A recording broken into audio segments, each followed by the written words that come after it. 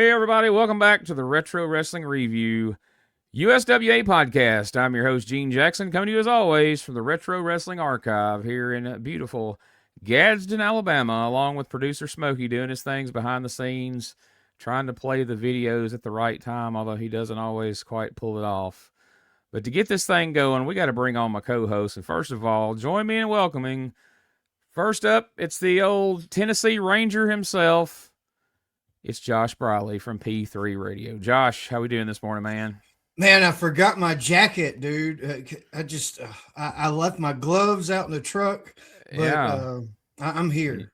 You got to have a jacket, gloves, assless chaps, a mask, and a bandana around your face. Also, and very little wrestling ability. A length of rope. Yes, we've added a new dynamic to the old Texas Ranger this week. I'm looking forward to talking about that and the immediate aftermath that came along with that. I wish you would slap me. Of course, we can't do it without our other co-host. He's the owner, founder, and president of STSPod.club, and he's also Jonesboro, Arkansas's current favorite resident, BT, Brian Tramel. What's up this morning, BT? Fat boy. Hey, Gene, Josh, how the hell are you? I'm getting Buck over here, brought to you by Jolly Royal Furniture. Open an account today or reopen that old account. I'm going to get you the address. I had some people ask for the address to Jolly Royal Furniture. I'll have that next week. That's called a tease there. I had a few things to ask about last week's episode. And, well, one thing, and then I've got something to tell you guys. Was that Corey's first ever TV show? As best I can tell, yes. I don't know of any prior to that. We were talking, and you said Corey debuts or something like that, and I was just like, guys, I mean, for the first time being live on television, Corey did a damn good job doing commentary. I got to say that. He did. He seemed like he felt comfortable. Like I said, he actually did a better job announcing there than he did as he would go on and pick up all these weird habits and phrases and redundant things he would do, other than when he was on the spot. Fuller's in there has just been nearly killed, and he's right, yeah. Man, oh man, this that is wouldn't ridiculous. Change, this though. is ridiculous. And so that he was doing that, but otherwise, he comes on the air sitting there by himself. He seemed perfectly fine with it. He intros Lawler. And again, he and almost everyone made it seem like Corey was there every week. They all act like they knew who he was. And casually, they fooled me. I mean, after watching it and listening to us talk about it, I was just like, I don't know if it was Josh or if it was you said something, Corey's debut or Corey's first show or something. And I was listening to the show. I said, I got to make a note about that because we've seen Miss Jackie this year. We've seen or Miss Texas. We've seen Corey's debut, and the other we got to see PG-13 debut. It's just fun seeing people, that we become history with Memphis Wrestling all of a sudden show up. Also, just wanting to let y'all guys know that yesterday afternoon, Dave Meltzer retweeted one of my posts. So hey, y'all don't have to get too excited about it. Are you going to go on your own now? I mean, me and Josh are good enough to podcast with you now. Are you don't be jealous because I know there's going to be some jealousy there. But yeah, he retweeted one of my tweets. Wow. That is about as exciting as me being in Burt Prentice's book, but not as exciting. Yeah, that's pretty wild, seeing as how you're a fraudcasting know-it-all, and he's still retweeting your tweets. So that's I shudder to think what it was you put that Meltzer agreed with. It's weird that you can actually say something bad about somebody, but when they do something good, you can also pat them on the back for it, right? No, that's not how it works, BT. There's only one side. You either like somebody or you don't, and you're always against everything they say. You never can agree with them. If you do ever find you agree with someone that you previously disagreed with, you're a hypocrite, sir. That's right. I'm sorry. I'm a hypocrite, I guess. All right. We got another special guest we're going to bring on here in just a moment. But before we get there, because I don't feel like I don't want to bring him on and immediately bring down the mood. So let's go ahead and address this first. Recently we've seen quite a bit of Freezer Thompson on the show. We're going to see him or hear about him today as he takes on Dirty White Boy Tony Anthony. But Freezer passed away this week, and I was very sad to hear that. Like I say, it was always fun to me to see him on the show as a kid, because even though I wasn't a football fan, I got swept up in the whole big Refrigerator Perry, 85 Bears and all that phenomenon that happened. So, and like I said, I got a chance to work with him one time, was on 2 or 3 shows with him. He was always just super nice. Got to say the same thing. I'm sorry if I interrupt you, Josh, but I worked a couple of shows. He actually worked for me in Jonesboro on a show at the Guard Armory, National Guard Armory. Came to the show with his gear, was not on the show, asked if he could work, didn't take a big payday, did exactly what I wanted him to do. No ifs, ands, or buts. Nice to everybody in the dressing room. Gave me a big hug when he left. And I've been on a few shows with him. Didn't talk to him a lot during that time, but did get to talk to him as he worked for me. But great guy. I can't say a bad word about him. So I always thought, I mentioned it. I want to mention this while I'm sitting here thinking about Freezer. I always thought they missed the boat on him. When you look at a guy like Kamala, look at how much money Kamala made. Big black guy who could bump. And Freezer was in the same style as Kamala was, in the sense that he was big. He could bump really well. Why they never did anything with him, I don't know. So, yeah, I just from my perspective, I've never seen him live. I've never met him or anything like that, but he was special to me. I held him in like a high regard. I mean, he wasn't going to main event anywhere, but I looked at him like I look at maybe like TD Steele or, somebody like that who was always there. You could see that they tried really hard and they had ability. Maybe Freezer wasn't there as much as TD, but I remember, I forget which year it was, but whenever my mind changed on Freezer, like I started looking at him differently, I think it was like Lawler challenged 2 guys or something, and he said, I'll get Freezer as my partner, and then they won. I think even Freezer may have made the pin or something. It was a big deal in the studio that day, and that shit bled through the television, and I ate that up as a kid. And from that moment, I looked at Freezer differently. Like, he is something. And once I figured out what, wrestling was all about, I started looking at it differently. And watching this stuff back now, I'm like, man, you're right, BT. They missed the boat on this guy. He was really athletic for his size, and they could have made a bushel basket full of money with him. I always seen Abdullah the Butcher, Kamala, some kind of wild, crazy character like that. But, being around Freezer a lot, I don't know if they just didn't have confidence in that he would follow the rules or could do what they wanted him to do. But, Kamala was just a jobber, didn't make a lot of money. And then, if you look at his history, all the big gates that he did, when he died, Meltzer did a fantastic article on him about the gates that Kamala was part of. It's just scary.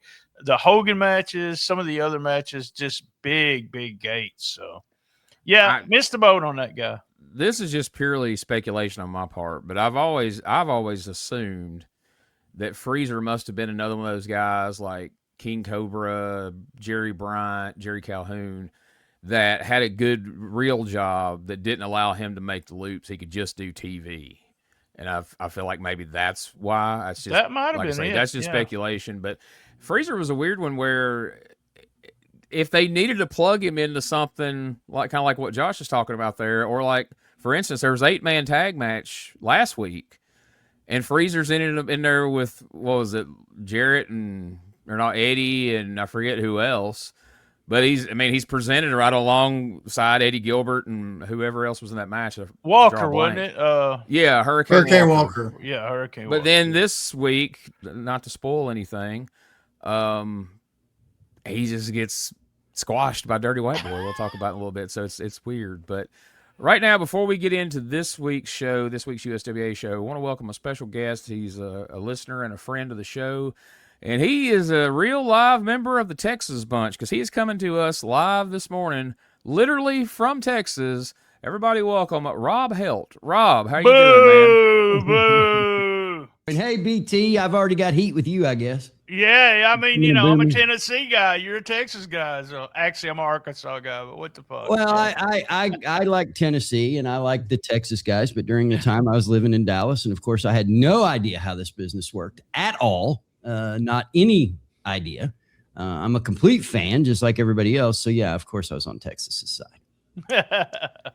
So, we've been, during the last segment, BT's been mentioning like the Friday night cards in Dallas, and he's been reading off some of the attendance. And as bad as we felt like the attendance was in Memphis at times, good grief. I mean, you're talking 300 or 400 people at best at a lot of these shows. Did you get to go to the Sportatorium shows in the heyday when it was packed out? And did you ever see that side of things? I've been to one sellout show at the Sportatorium, and that was the night that Embry wrestled Hickerson and took down the banner. That was, wow. That was 89. That was the 89 night. It was Friday night. And I've probably been to, golly, I don't know, probably 40, 50 Sportatorium shows, because it was just a regular thing to do in Dallas at that time. Because how old were you, Rob? How old were you during this time period? Because we're talking 87. We're talking, you were in high school, right? Yeah, no, I got to Dallas in 88, and I came to Dallas from Lawton, Oklahoma. So I was catching World Class already on the spot show at Great Plains Coliseum. My dad was with what was called, it was this new thing back then called Sam's Wholesale Club. Oh, wow. And yeah. I grew up in Bentonville, Arkansas. And of course, we started moving around the country like we were in the territories. Every 6 months, they would send my dad to a new Sam's. Yeah, yeah. And so in Dallas, once we got to Dallas, I was living in Lancaster, and my dad would take me and drop me off at the Sportatorium, because back then you could do that kind of stuff, even though it was in the most seedy part of town at Industrial and Cadiz. And they would drop me off. My dad would drop me off, and then he would go to work, and he would come back and pick me up at the end of the show. And so that was the only sellout I think I was at. But you talk about attendance right now at this point in time where you guys are at. Oh, it's bad. It was really bad. And you were like 16 years old, right? Yeah. I was 15. I couldn't drive yet. I was 15. Oh, wow. So I was in Dallas up until I couldn't drive. And then there was this whole thing where, we didn't really know what was going on. There was a lot of convoluted stuff happening. And of course, you guys can ask about that. But it was just really a weird time at that point. Yeah, Embry's booking Memphis. He's booking Dallas as well. And, we were real high on Embry's booking as it started. And then here lately, we've been not so much, or at least a couple of us anyway. But what was the vibe as you're sitting in there with them small crowds in Memphis? I mean, in Dallas, and some of this convoluted bookings going on. Like, what was the vibe amongst fans? Like, were you seeing people drop off more and more each week? Were people leaving there upset, or what was the vibe? I mean, at 15, I don't really remember. I know amongst my group of friends that were there were probably about 5 or 6 of us, and amongst my group of friends, it was still just kind of wrestling as usual. But then a couple of my friends were smart, because they were like 18, 19, and they were smart. So they knew what was going on, and they were kind of the ones that said, this Memphis shit is going to kill Dallas, and this Memphis shit is going to kill Dallas. I don't think it's the Memphis booking at all that killed Dallas. I don't believe that for a minute. But you could see the crowds were just it got to a point there at the end that you would have, if this were a live show, they would have had to pipe in some crowd noise, because it was really bad. But we didn't know. I mean, I didn't know any different. I had no idea Jarrett was involved at the time. I knew the Memphis guys were coming in, which was great for me because I lived in Nashville, 85, 86. So I already knew Memphis wrestling. And so that was kind of where we were at that point. And I didn't see people lose their shit until May 25th.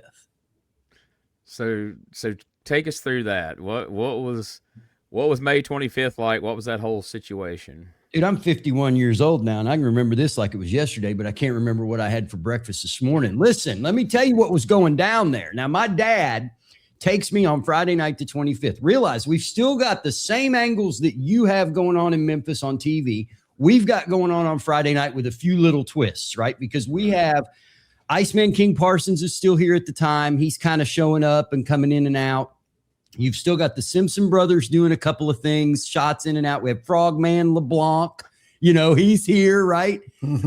So we still had our Dallas stuff, but the USWA stuff comes in. So at 6 o'clock, we're watching the angles. I am invested as hell in this Robert Fuller, Jeff Jarrett thing, because Robert Fuller, have you ever been to this? If anybody's ever been to the Sportatorium, you know that where Section D was, where the blue, you can always see the blue announce desk, and it's where the banner was. There's a door that led to the parking lot. You would always see these guys fighting out the door at the Sportatorium in the old world class stuff.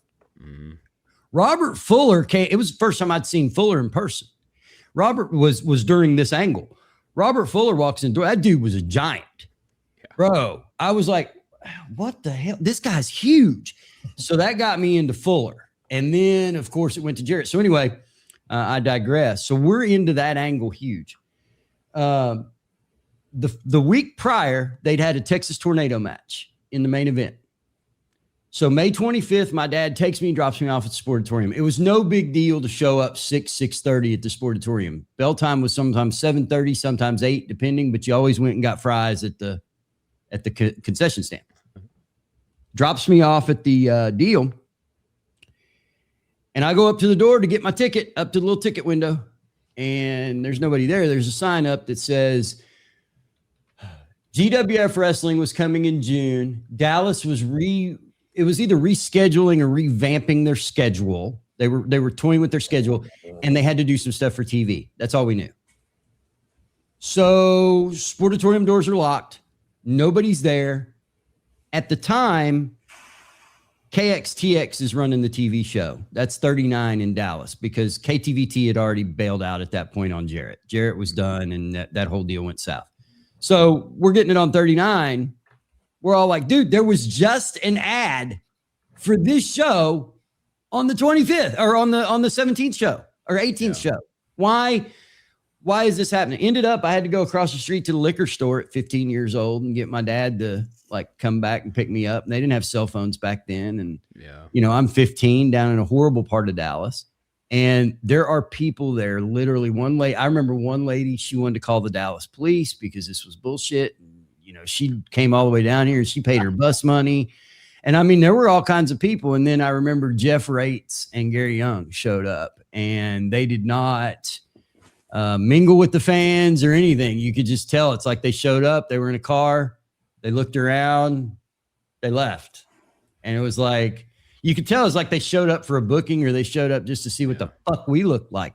But I didn't know Memphis was the cause of this at the time. I had no idea. So if I don't know Memphis is the cause, all I am is like, well, they'll be back. They're retooling, they're everything. But they never once, even on the shows that we would get on 39, on 38, we would get shows from Memphis, but they would be old shows. They would be replay stuff. They would never send us the same bicycle tape that they were sending Louisville and Evansville.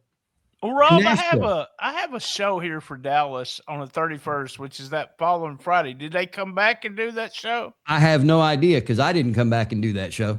Yeah, they did one on looks like Sportatorium on that Friday before these TV tapings. You have a card? Yeah, I have a card for that. I guess they came back and did it the next Friday, and then we had the big close down, right?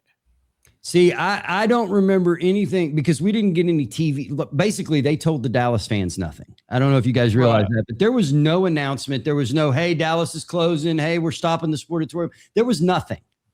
We didn't know anything. So if there was a card on the 31st, which I don't remember that, but if there was a card, we had no way of knowing it because you guys started sending us TV that was a year old. So we didn't know. Is there an attendance for that, BT?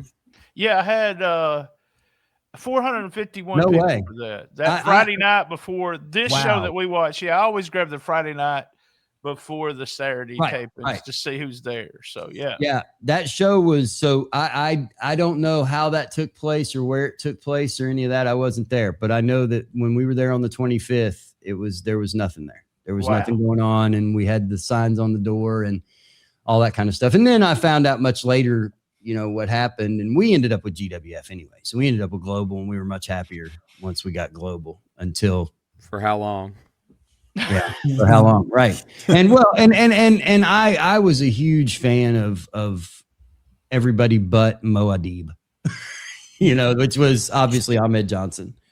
But yeah, so that's how that happened. And we were pissed because we couldn't follow along any of these storylines. After mags are not going to cover this. So I'm 15, 16. I don't know how this business works at all. My dad tried to smart me up when I was 11 and that didn't work because I thought he was full of shit too. And so, I mean, this was real stuff. Wrestling was real and this is the way it was. And, not Robert Fuller. Apparently Eric Embry had told people at the Sportatorium the Friday night previous. I found this out later that, hey, we're done here. Hey, this is it. We're done here. So Eric knew. Done, man. Was it while he was moving all his shit out of the top? Because I it's fucking living there, wasn't he? yeah, that's what I. Have you guys ever been in the Sportatorium? Have you guys any of y'all ever been in the Sportatorium? I have not. Okay, No. I have it's not. not there now. You can't. But so you walked in, and when you walked in the back, you went up these stairs, and when you went up these stairs were narrow. Like there's no way Bubba White, Goliath. There's no way he's going to fit through these stairs, right? In his heyday, Right. But you go upstairs and there were all these offices and they were all like super trash except for one. And that was Fritz's office. And it was really nice. And I have no idea, as much as I've emailed and talked back and forth with Eric, I've never asked him, what the hell was it like living in the Sportatorium? Like with all those rats and the different stuff that was going on around the Sportatorium at the time outside. Yeah. I mean, they were averaging probably a couple murders a week, even back then. Damn. But apparently Eric, That's where the crowd went. They all literally got killed off. Eric was smart though, because what Eric would do is, and I remember him doing this because one time I couldn't get, this was like 80, 89. I couldn't get a ride home for whatever reason. My mom like forgot me or some shit. And I couldn't get a ride home and everybody from the Sportatorium was gone. And I figured, well, if I just wait, somebody come get me. And, but plus I'm at the Sportatorium. I mean, how cool is this, right? I'll sit in the parking lot, which was nothing but dirt, and I'm sitting there and Eric Embry leaves and he goes across a couple streets, gets a bunch of McDonald's burgers and takes them back to the homeless people there. And there were a lot of homeless people that lived around there. I mean, I think there were people that lived in the back parking lot of the Sportatorium. Actually, that's where they lived, was right there. Wow. So a couple of quick things. First of all, that's awesome that you were there for the match with Embry and Hickerson. I didn't know that was Hickerson. Hey, I didn't know that was Hickerson. I thought that was P.Y. Chuhai. I didn't know that was Hickerson. All I knew is Tojo was there. And Tojo was always an asshole at the Nashville Fairgrounds to me. And so I wanted to see him get the shit beat out of him too. And I literally thought P.Y. Chuhai was fucking P.Y. Chuhai. It wasn't Phil Hick. I didn't know that. That's fun. Kayfabe was alive. You talk about something that did get magazine coverage. The photo of him and Percy tearing down that banner was in every wrestling magazine out there. It was a huge deal. So the other thing I want to ask you, so one of the, I'm not going to call it a debate, nobody got mad or anything, but one of the things we've talked about on the show recently, I know you've been following. Let me address that first before we say this. You reached out and to me and BT both and mentioned the fact that you were in Dallas, you experienced everything from the Dallas end, how the angles played out there, how you didn't get to see most of the angles play out in the end, but you're following along 91 Memphis with us, seeing it all for the first time. I think that's really cool. I think there's a few people like that, and that's awesome. The Dundee Eric Embry finishes the first week where Embry pins Dundee, but for some reason, ref had been knocked down. He raises Dundee's hand, and we have this big meeting and decide that we need a rematch. What did you think?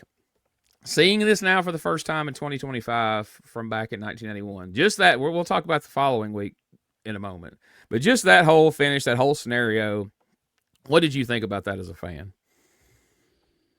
Well, I mean, I've always loved Dundee. I have been a Dundee fan since the first time I saw him work, which was in the winter of '85 in Memphis. And that 85 going into 86 time was pretty hokey. But for me as a kid, that was everything. What do I think about the angle? I love Dundee, and I love a lot of Eric's early booking. And so these things would have been good. But the thing I like about that angle, the whole thing about Dundee and Embry, and the thing I liked about that whole angle and watching what I'm watching right now is when you watch these two wrestle, I mean, Dundee bumps around and flies around like only Dundee could, and Embry sells like the world's ending. And both guys were using psychology to put this on. So I'm a huge fan of it. I'm a huge fan of it right now. And I'm trying to suspend what I know about look, I've never been in the business. I don't know shit from apple butter about the business, but I know that I know what the internet and podcasts and everything else have taught me, which kind of took the rose off the bloom for me. I don't watch wrestling now unless it's old stuff. Like I will go back and do this. I look forward to this every week. When y'all show drops, what I do is I go and I watch the show and then I go listen to your show. That way I'm at least hip to what's going on. I don't watch it as a watch along because you can't. No. But I thought Embry Dundee, I mean, I was hooked, dude. I was hooked on it back then when they were first doing it, when it was just new USWA, they were doing it. And so it's a classic timeless. It's like Lawler Dundee. You could always draw money, right? So the following week, the bait and switch, William Dundee, Jamie's real name's Williams, so he'll leave for 30 days. What'd you think of that? I thought that was fabulous. And I'm going to tell you why I thought it was fabulous. Look at Josh smiling. That's why they're side by side on the screen right now. If you're watching, we're cynical. We're cynical, Gene. We're so cynical. I think it's fabulous, and I'll tell you why. Because I'm looking at it from the lens of I'm trying to be 16-year-old Rob looking at this, because it was just last Friday night I couldn't get in the Sportatorium. Now here we go. I can get these shows now. I loved it because I didn't look at it as, I heard Eddie Marlin say, well, we got to get one over on the Texas guys. Well, I never looked at it from that standpoint of babyface, heel, Texas, Tennessee. I looked at it as this is freaking great. And I loved that they did it. Like, I love the way they did it, the technicality of it, the William versus William. I love that. I think whoever came up with that angle, I thought it was pretty good. Now, at the same time, looking at it from a 51-year-old lens and knowing the business, this is the dumbest shit I've ever seen. And that's why I asked you. I want to know who's booking this shit. Because I knew Embry was booking Dallas. And I always thought Memphis was a Jarrett Lawler split in 6 months. And Dundee threw in ideas. This could have been Dundee's idea at the time. How in the hell is Lawler letting Dundee book this also? Because is Lawler at a point that he doesn't care? Because Lawler's got to know this is a house of cards. This isn't going to work, especially in Dallas. They couldn't get this stuff to work, and they just kept running and running and running. But in Memphis, your crowds look good, other than that thing I saw with the on this episode where you're going to get into some highlights from the Mid-South Coliseum. That crowd was pretty dead. And I feel like it has to be from some of these flat finishes and just outright, okay, here's what we promised you, and here's what you're getting. Fuck you, type things. I'm glad you were able to look at it through the lens of your younger self, because me and BT clearly have problems doing that. But let me ask you guys something, because I've never had a chance to talk to podcasters, things like that. I know that we romanticized a lot of stuff when we were kids. I get that we thought it was the greatest thing since sliced bread. Looking at it now, it's shit, right? But I got a question. Did people, how did people in Memphis or Nashville or Evansville or Louisville, these people were coming to see all these different angles and all these things over the years, and they were loyal. Did the people get smarter, or did the booking get dumber? Because the reason I asked that is because there was some stupid shit in 85 and 86 and 87, 88. Dumb. And people still came out. Gene's probably got a better answer for this, but I think during that time period, there was such a change in the business with what Vince was doing and the territories dying, that Memphis wrestling, even though they were one of the last territories to die, then the people were being able to see other wrestling. With technology changing, you're able to see stuff on the cable television. It just eventually everybody goes to Vince or they go to Crockett, and all your stars are leaving except for Jerry Lawler and Bill Dundee. And even though they drew tons of money, they weren't able to keep the fans keep going. And I think it has a lot to do, as you will see, when we talk about the attendance of this Pipkin Building show, it has a lot to do with what they're putting on television, and they start slowly. What was it, 93 that we saw? It was just really, really bad. And me and Gene's in 87 with 6,000 people at the Mid-South Coliseum. But if you just do a study from 85 to 91, not Memphis, but what was going on generally in wrestling and what was changing. We was getting VHS. Everybody was trading tapes. It was all part of something that was going on below the scenes, and then Vince was above everything too. That's just my opinion of it. Yeah, as a fan, like back then, I you could see like you're talking about, BT, where a lot of people, like you watch interviews with Tracy Smothers and people like that from way back when he was a fan. He said, I had no idea there was any other wrestling other than Nick Goulas. And Right. You get exposed, and like I think it was like that slow absorption where sooner or later everybody got exposed to WWF and WCW for what it was worth during that time. But to me, it was a huge deal.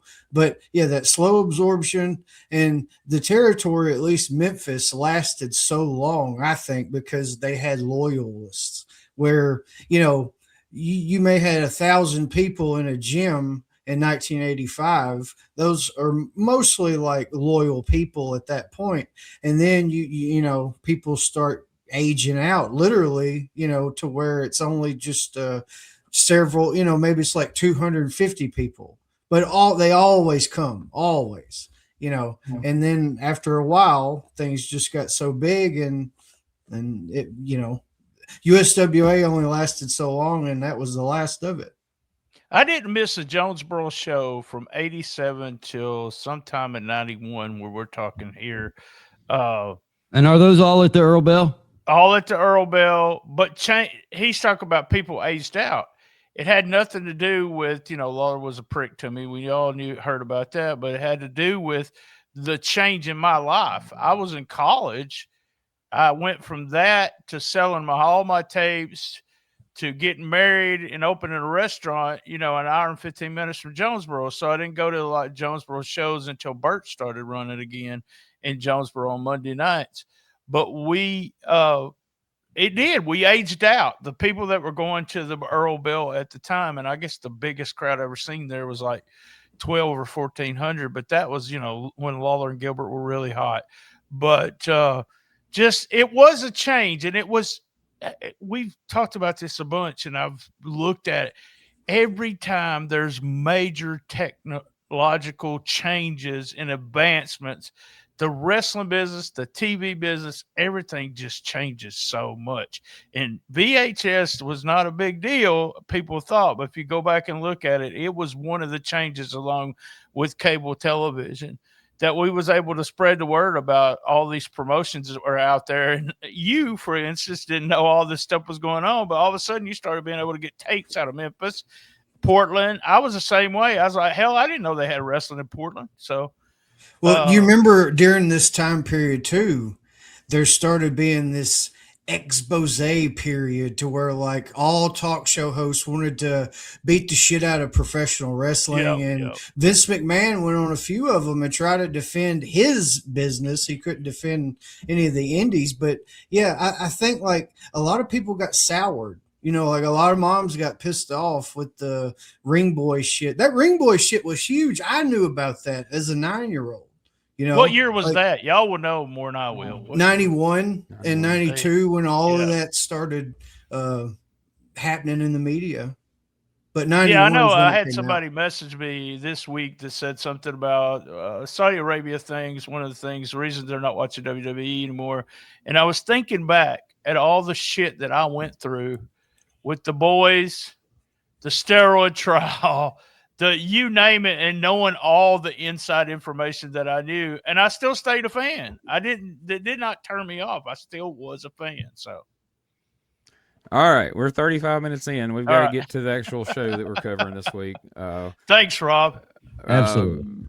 Yeah, Rob, if you want to stick around, I know you told me you had watched this show already. Yeah, so if you want to hang out, we'll let you chime in every now and again. Just don't ask any questions that's going to lead to long-winded answers, because we got to power through this thing at this point. All right, so we're going back to June 1st, 1991.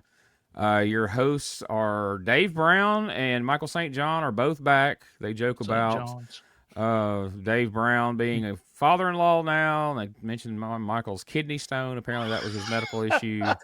Lawler's back at the desk. Yeah, he looks very relieved from the kidney stone there. Unfortunately, though, what upsets me, no Corey Macklin this week. I was all excited, like, yes, Corey's back, and now he's not here. So that's we got him on commentary during. He's at the Coliseum down there calling these matches. Derek Gimmer, you son of a bitch. So we talk about today. We're going to see the Texas Ranger against Gary Scott, which we BT revealed last week is Boogie Woogie Boy Gary Valiant, who's going to be making an appearance alongside Handsome Jimmy at the Kayfabe Cave coming up in a few weeks. So check that out. Eddie and Doug Gilbert will be teaming together today. And our 6-man main event, Dr. Tom Pritchard, the Master Blaster, and Tex Salinger taking on Bill Dundee, Chris Candino. The first week, I'm like, all right, well, that's just a typo. They can't type on these chyrons for shit. But they just ran with it. He's just Chris Candino now, apparently. I don't know why you would choose to change one letter in his name intentionally, but here we are. And, of course, Ben Jordan, who is kind of suffering a little bit from what we talked about with Freezer Thompson earlier, where he might be in a singles match where he gets a convincing win. He might even knock somebody out with a drop kick to the chin. And then, he's in this tag team match here. But last week, he got squashed by the Texas Rangers. So you just don't ever know where poor Ben's going to fall on the card. But clearly, he's one of the guys that's willing to do whatever is asked of him. And there's certainly no shame in that. So initially, we take a look at last week. We see Tom Pritchard and Miss Texas. They turn on the dirty white boy. Miss Texas slaps Tony Anthony. Then Pritchard lays Tony Anthony out with his loaded boot, the slingshot over his toes gimmick, however the fuck that works exactly. And so now, only having come back, 3 weeks ago, I guess it was, as a heel here, Tony Anthony has now turned babyface, which feels right because he's famously from Bucksnort, Tennessee. What the hell were you doing hanging out with these Texas guys to begin with, Tony? You knew this wasn't going to work out. But he cuts a pretty heated promo here. He's taped up, top of his head's taped up from the attack from Pritchard and Miss Texas. And then he goes to the ring to take it out on Freezer Thompson. But what do you guys, before we get too far along, what do you guys think of the the babyface turn here of Tony Anthony, and the fact that we're already having people split away from Texas? I think he's only half-assed right now, and you could notice that during the interview because he was still like kind of snarly and kind of like a mean-spirited person. And whenever he gets into the ring, he's raging on Freezer Thompson. Come on, you gonna slap somebody? And he just slaps the shit out of him a few times. Well, during that triad, he looks over at somebody in the crowd. Shut up! Like he's still fucking healing. And I think it's just like Eddie Gilbert, where he's halfway out of the cocoon right now. Yeah. And he's going to be all the way out pretty soon. But yeah, I think that's what we're seeing right here. But I love it, man. The rage is it's bleeding through, baby. It don't take much to get him mad here, because Dr. Tom hits him on mistake in that clip, and then Miss Texas ends up getting on him and slapping him. But could you, and I haven't looked in advance, but all I can see is Dirty White Boy and Dirty White Girl coming. So this might be the angle coming up, but that's all I could see against Miss Texas and Tom Pritchard. And you mentioned being heel. He said, if a bitch puts her hands on me, I'm going to slap the bitch. Just pretty much what he said. So that's what he said. Well, he's not the only one, apparently, but we won't get ahead of ourselves. Spoiler alert. Spoiler alert. Yeah, I think maybe it's Embry's booking here, but somebody has finally gotten wise and set these folks down and says, hey, when you guys turn babyface, you can't just turn white meat, good guy, yippee for the fans babyface. Like, we're going to have to dip our toe in the water and ease into the tub before we just go full-on babyface. Eddie Gilbert did a great job of that. He worked his way into it. So I feel like we're going to do the same with Tony Anthony here. And, of course, the dirty white girl showing up before long is not going to hurt his chances of being cheered by the fans either, because they're definitely going to want somebody to come settle Miss Texas down if she still needs it after what we see shortly. Rob, were you a fan of the dirty white boy? What did you think of this? Love me some Tony Anthony. Hell yeah. Love Lynn Denton. Big fan. So love Tony Anthony. And he's one of those guys that even if he's a babyface, he's a heel. You're never going to get Tony Anthony to babyface. He's not going to be hugging the kids and, giving out a bunch of autographs and smiling. He's Tony flipping Anthony. And the guy, I thought he was a great worker. I thought he was a great promo. He was good anytime you wanted it. So I was a fan of this in toto. Yeah, Dirty White Boy could work either one effectively. He could make obviously the gimmick lends itself more to being a heel, but in the right situations, he could be a babyface. And it's funny because I didn't look ahead and I really didn't remember how things played out. But I had just mentioned last week that it felt weird seeing Tom Pritchard team with the Dirty White Boy after the bloody, feud they had in Continental, and now here we've already split a week later. So I guess maybe someone else felt the same way. We get a medical update from the King, who says he's almost ready to return, that he should be able to get back in the ring in about a week. So get ready.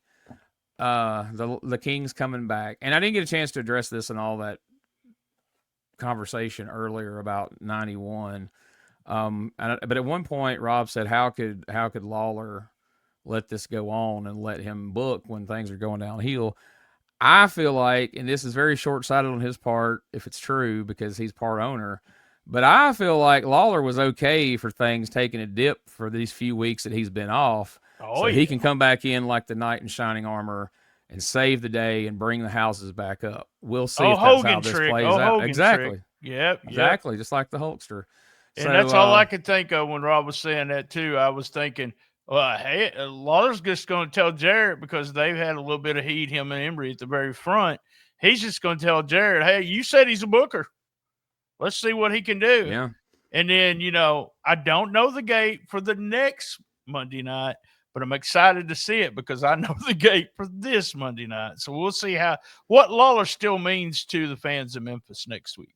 I know it's been said a number of times, as we were starting out, we're like, man, this booking's pretty good. Why does everybody look at Embry as a bad booker? Well, if you look at the numbers he did, Memphis bottoms out with him as booker. Dallas bottoms out and freaking closes down with him as booker.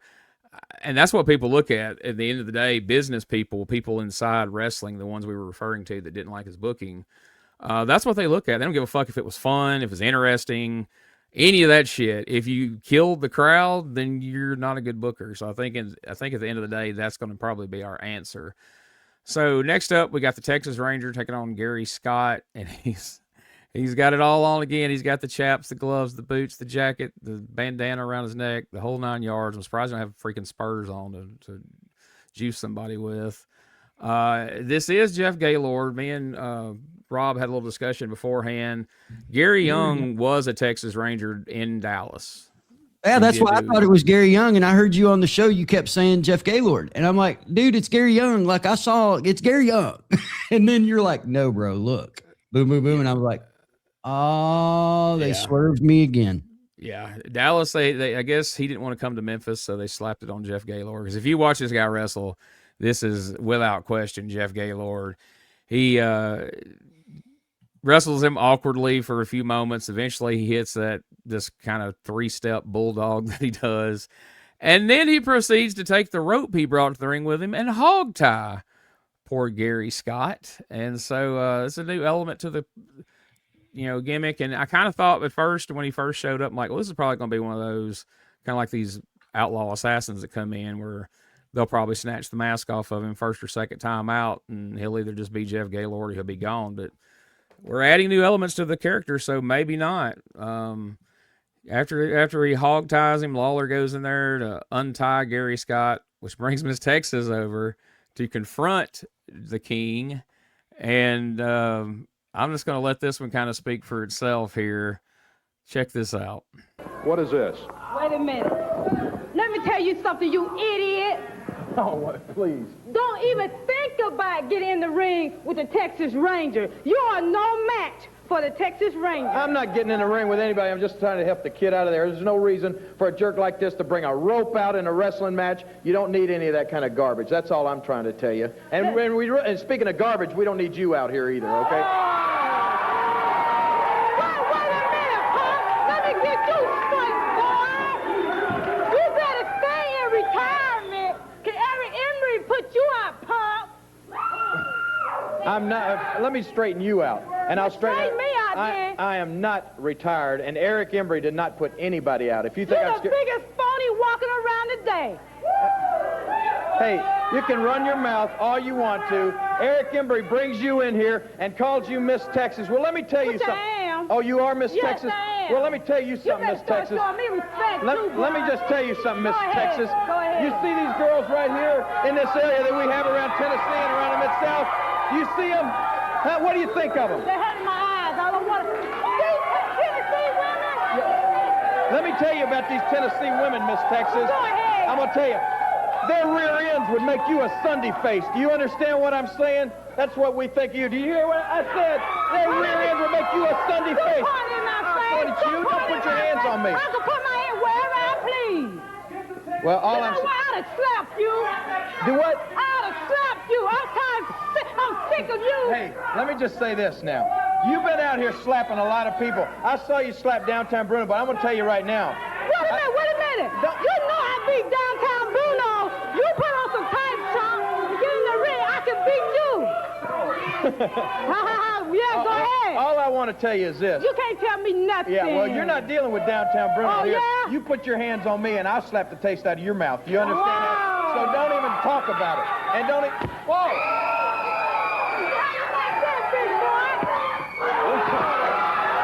Holy cow!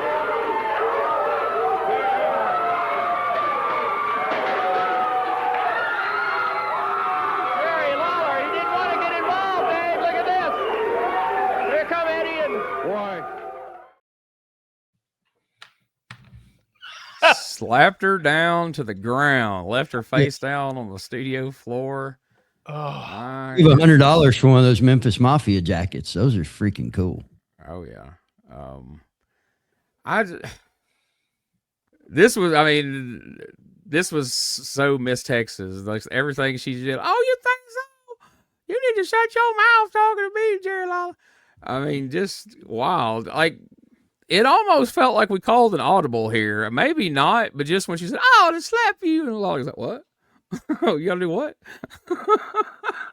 I'm guessing it was probably planned ahead of time, but it did kind of feel like she said it. And Lawler's like, "All right," and she thought she had the green light. He slapped her down to the fucking ground. That was wild. You could tell watching this that she's nervous. You're muted, Josh. Oh, sorry. Yeah, I loved it. I had never seen this exact show. This was the week. This would be the first weekend that I was out of school. And for whatever reason, my grandmother didn't tape it. I wasn't there. I didn't see it. So I watched this for the first time.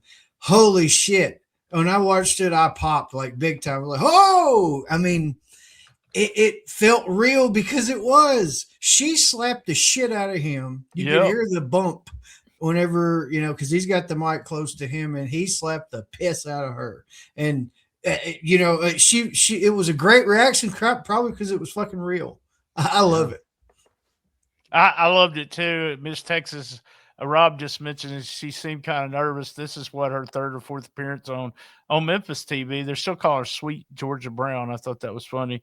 But yeah, it's not something You had two people. Number one, we had Lawler slap somebody. We had Dirty White Boy already say he'll slap a bitch if a bitch slaps him, and then so we got some abuse going on. But man, that got a huge pop. And what I found funny was that I wanted to hear that conversation before they went out. Did Lawler just say what you want to say? Because she wasn't giving Lawler shit at first. I mean, she was up in his face. She was talking over him. Yep. I was not used to that. That was done very well for her part, especially. The Memphis, the run in at the end was the go out and save with the pull apart was my favorite thing, because I want to know something. Who has the better rat tail, Sting or Chris Candido? Well, Sting has the more famous, more widely known rat tail. Maybe famous and widely known, but who has the better rat tail? Take a look there and see. Is it Sting or Chris? Remember, Candido. Okay. DT's our resident. He's our resident rat tail expert. I am going to tell you, my first girlfriend had a better rat tail than either one of them. So what you talking about there? Did she also dye it black? No, she braided it. Oh shit! I bet she sold NASCAR memorabilia. You're talking like one of the smartest people to this date that I know. She is like a genius, and she was just different, totally different. And the rat tail was all the way to her ass. So she's got a better rat tail than either one of them, and I'll go with Jamie's rat tail. Is what I'll say. What kind of tail do you call that? Like, if it goes down to your ass, that's not a rat tail. What the fuck kind of tail is that? Horse mane. Hey, I didn't have a bad word to say about her. She was a great girlfriend. So there you go. Wow, that story gets more interesting each new detail we learn. We'll have to have a Patreon episode about her. So yeah, fair enough. We won't get that far off in the weeds this week. Next up, we see highlights of last week's Eric Embry versus Doug Gilbert match, and there's going to be some fuckery going on, but not quite to the extent of what we're starting to get used to. But of course, they hit him with the Texas flag, which seemed kind of underwhelming. But eventually, Tom Pritchard makes his way in. Eddie Gilbert makes his way in, and is kind of paired Eric Embry and Tom Pritchard back up, and now it's pairing the Gilbert brothers up.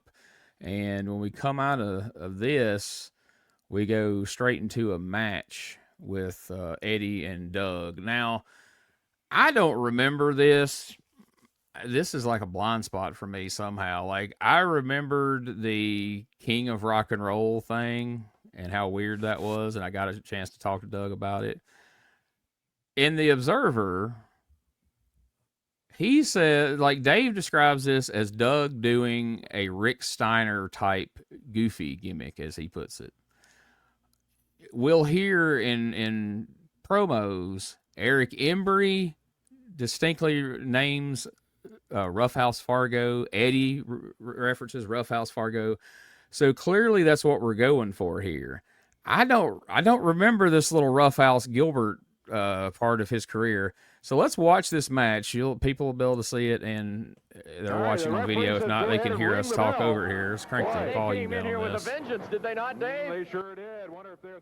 Chris Frazier I listened to a Cassette Wrestling News that we're going to be putting on next year, plug. But Doug had just returned, and he was doing Evansville.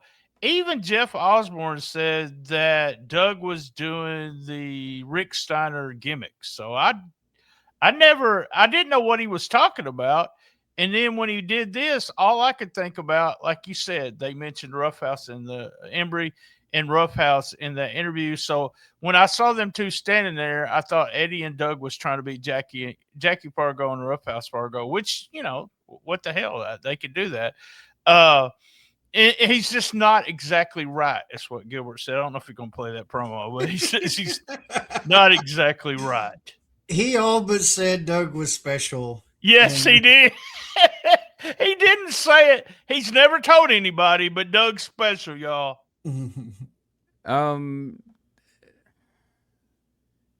I may have only been in the Observer. I want to say, because it was in the Observer and the Torch. Maybe the Torch is the one that said that it was a result of those pile drivers he took before he left to go to Puerto Rico. But here, they don't really even address that, and he was somewhat normal last week. He was just mad and yelling and dressed like the Lone Ranger. But here, Gilbert just says, I've been keeping this a secret, or however he worded it, that he said that there was an accident. That's all he said. And then he went on to say that when Gilbert was a senior in high school, he did like $2,500 worth of damage to another kid's car with that kid's body. Yeah, that was a key line. I don't have the promo here, but here's what I want y'all look at Doug's face. That is such a baby face. He looks like some kid that they brought out of high school. I'm like, good God, you can't even make it out like he's a badass with that face. I'm like, Jesus. Well, at this point, he's like still early 20s, right? Yeah. Oh, yeah, because he debuted in 88, and at that point, he was just turned 18. Right. Oh, well, even today he looks young, but really right there, you're just like, how can I take him as a badass, serious? I'm with Rob about those jackets, so I really like those. They're just so plain, but I think I might buy one of those. I wonder if anybody has, I wonder if you could ask Doug. I bet he has one, don't he, Gene? He has one. He has one of them. I think Scott Ferenzi, I think so. I don't know if that's how you say his name. He was a photographer, but he's got a ton of wrestling memorabilia and ring worn stuff. I think he may have Chris the other Frazier one. just got Chris nailed Frazier with the just chair. Just shit canned on the floor. Shit, I wish I would have stayed at home, he said. Fuck that. Well, you have to think guys like Chris Frazier and some of these job guys that once old Jack Diamond went from jobbing to being, pushed tag team, they probably all hoped that was going to be their future. Wouldn't be the case, but I always liked when Eddie and Doug were partners in Memphis. I don't know, you could always tell that Doug was, having a really good time, being out there with his brother, and I don't know, when they come back as heels, like in 94, and have a pretty good run as partners for the most of it. I told you in fun. that book, the main thing I came off with the Eddie Gilbert book was Doug's love for his brother. It was just so through every page almost. And that is when you're working with somebody you really want to work with, you have so much fun and you can just see it. He's with his brother and, I don't want to say Mark, but hey, by the way, this finish right here, where the hell did they steal that from? So they stole that for somebody. Maybe they were using it in Puerto Rico or something. Damn, that hurt. Yeah, Eddie backdrops Chris Frazier into Doug's arms, and it's not necessarily a power bomb as he's not flat on his back. He just comes down on his head and shoulders. And I figured, you'll probably never see that again. But actually, they use this a couple of more times over the next couple of years here. So that's the way they intended for that to go, it seems. Jeez. And here's Doug just wearing out the back of Chris Frazier's head with some slaps. He said, "Your daddy sold me a fake watch, boy."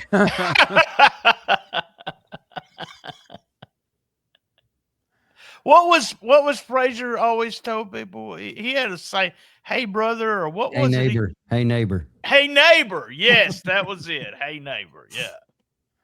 Now, see, how do I know obscure, stupid shit like that?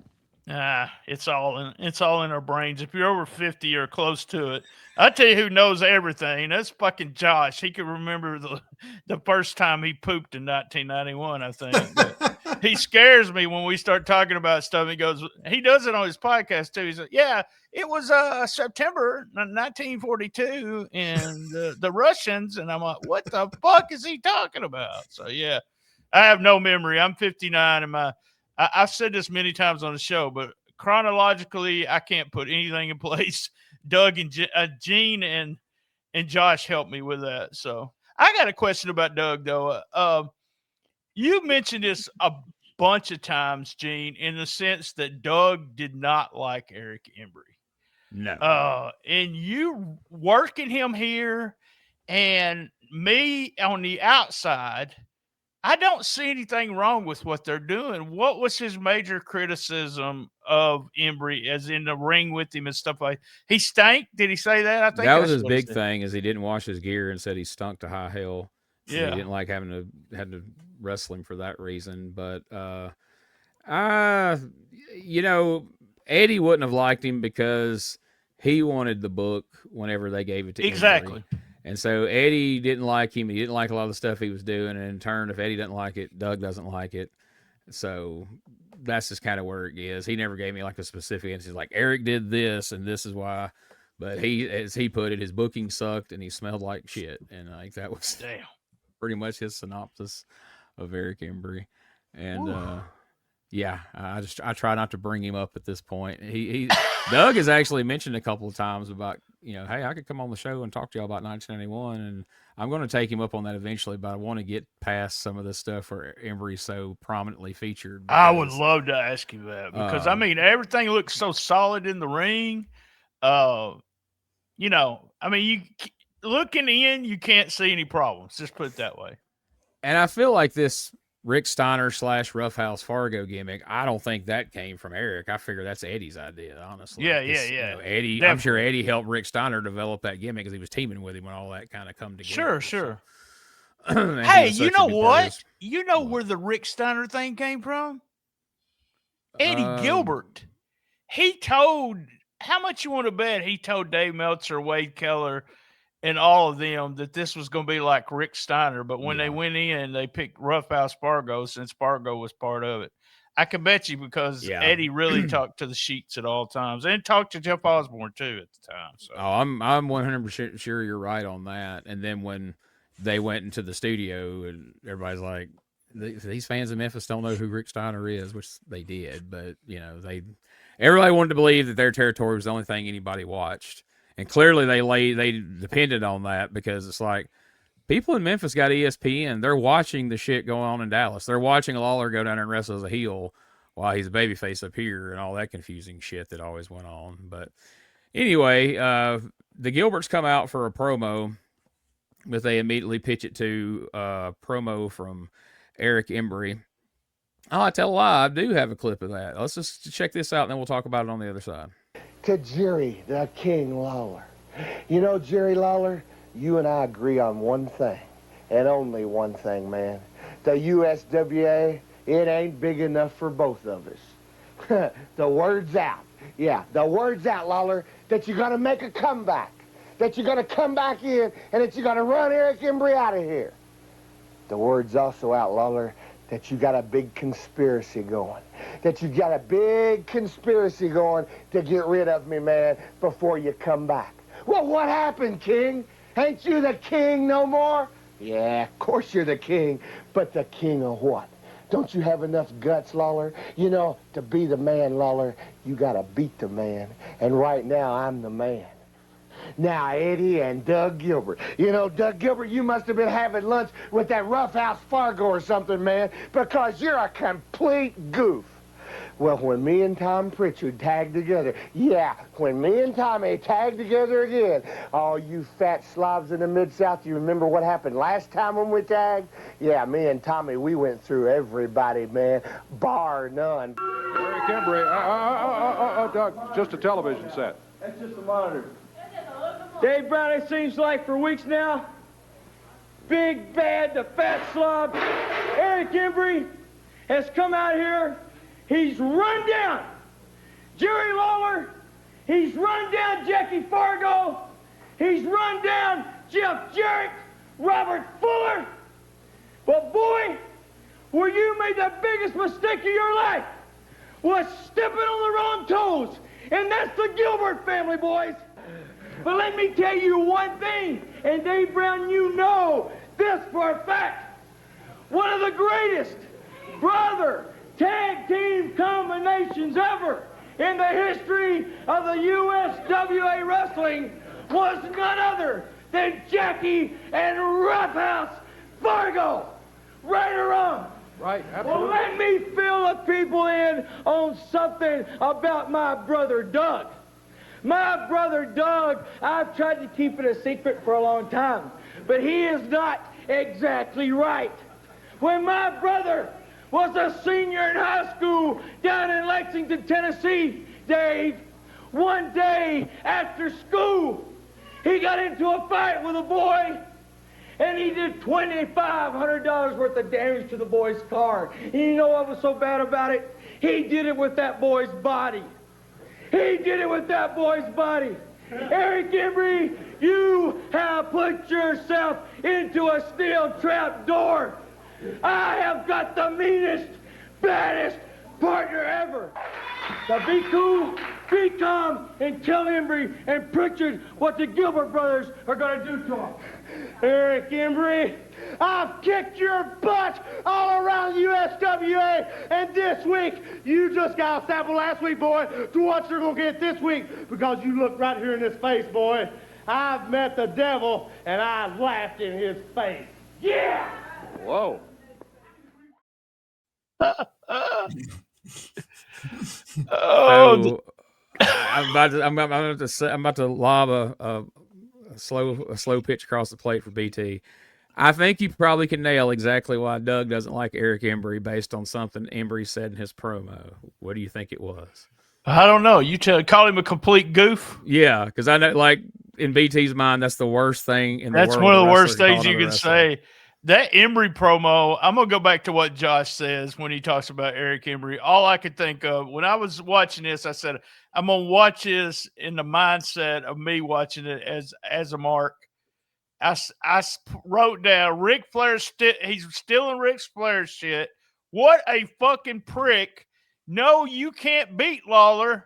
And then I wrote down a complete goof. So yeah, that's kind of what I was. I said to myself, he's a complete goof, not Doug. But yeah, Embry comes off as just such the biggest fucking heel ever. It's such a small statured guy that ends up winning all the time, does a lot of stuff that, to win. But yeah, just I love him as a heel. I absolutely love him. Watching that whole promo, though, when he says to be the man, you got to beat the man, right there's where that clip edit took place right there to edit it down somewhat because it was a long promo. He realized what he said right there. He realized that he did a Ric Flair because if you watch the promo, he stops, pauses, and then covers it again. And he says, and right now, I'm the man, and I'm the man you have to be. He realized he did something that he shouldn't have Probably done. Did, yeah. And he went with it. The only thing I got from that whole promo was the fact that his head is just cut up everywhere. I mean, this guy's gigged everywhere, and he's got that. I remember my wife, I was watching it in the living room. We've got TV out there, and I'm watching it, and my wife comes in and goes, the fuck is wrong with that guy? Like, he's got the shirt open and the sweat going away. He obviously just got out of the shower, and you notice about Embry, he's always shaking that head, man. For some reason, he likes his hair to shake, and he's always doing that Tom Pritchard, Roddy Piper rubbing in the hair thing, and he's always got his hands when he's talking to you like this. I've always wanted to ask him about that shit, but I never did. Good stuff. Yeah, I absolutely love it. Like you said, the head being all cut up, that's just another piece of the pie, like it just added, look at that guy. What a disgusting piece of shit. Yeah, I love it, though. I mean, yeah, he said, what was it? He said, you act like you ate lunch with Roughhouse Fargo or something. Yeah. So I think that had to be something that they all got together in the back and was like, all right, you'll go on TV, you'll be crazy, go with the crowd and run around, blah, blah, blah. And that's what he was trying to do. But, man, as a kid, I didn't know who the fuck Roughhouse Fargo was. I didn't know what he was trying to do. I just knew, like, Doug was one way last week, and then this week, he's weird. But like I said, first time ever seeing it, and I don't remember him being this way in the future, so I don't think it lasted long. Well, Gene, you said something there that I can't let this go, and that was you said that Doug was mad because he got called a goof, right? And that's the worst thing you can call somebody in wrestling business, call him goof, whatever. It's a promo, man. It's a fucking. It is, but it's an inside. That was a joke because BT makes a big deal out of people saying goof. So I was just saying I wondered are those the only two reasons that Doug had heat with Embry? Was that he was the shits and that he smelled bad? Was that really it? Or that's all he said. I'm sure there's more, but that's all he said when we asked. Somebody sent that question in for a Q&A, and those moved pretty quickly, so they don't really get real deep into explanations. I got you. Yeah. And there's certain things I've been around Doug long enough to learn kind of his personality And if he answers things a certain way, I know he's done with it and he doesn't want to go any further. And then if I push it and he does answer it, then afterwards he's going to say, cut that out. Let's not put that out there. So I kind of have learned where to, okay, that's what we're going to say. Leave it at that. So the thing about this whole segment to me that made me think Doug was crazy was the fact that he wrestled a whole match in a satin jacket under them bright studio lights and never took it off. I would have died.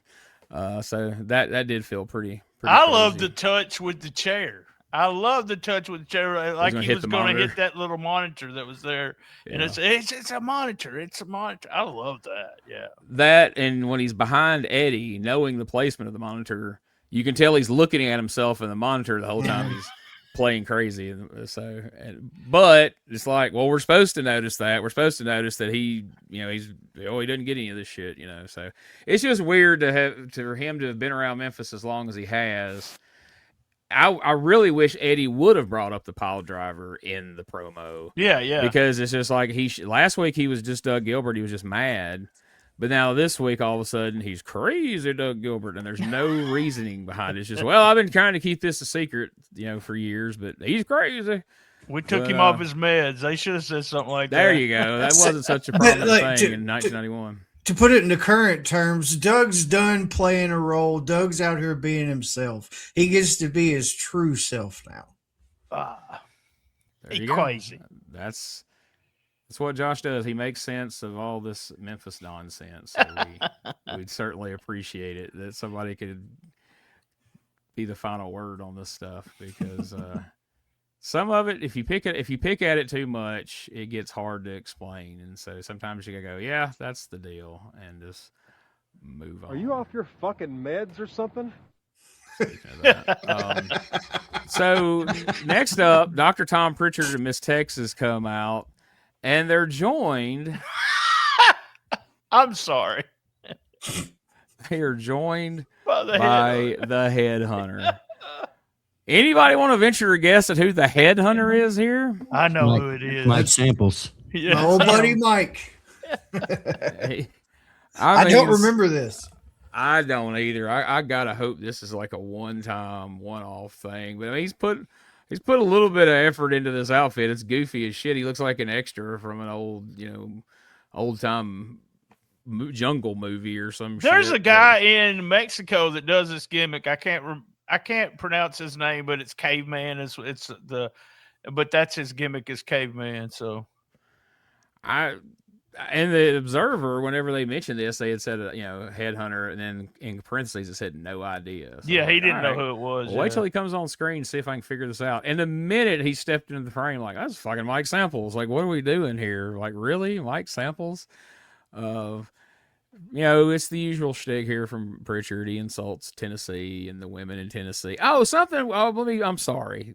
Let me break the continuity here, because I meant to say this earlier. We got so sidetracked with the slap.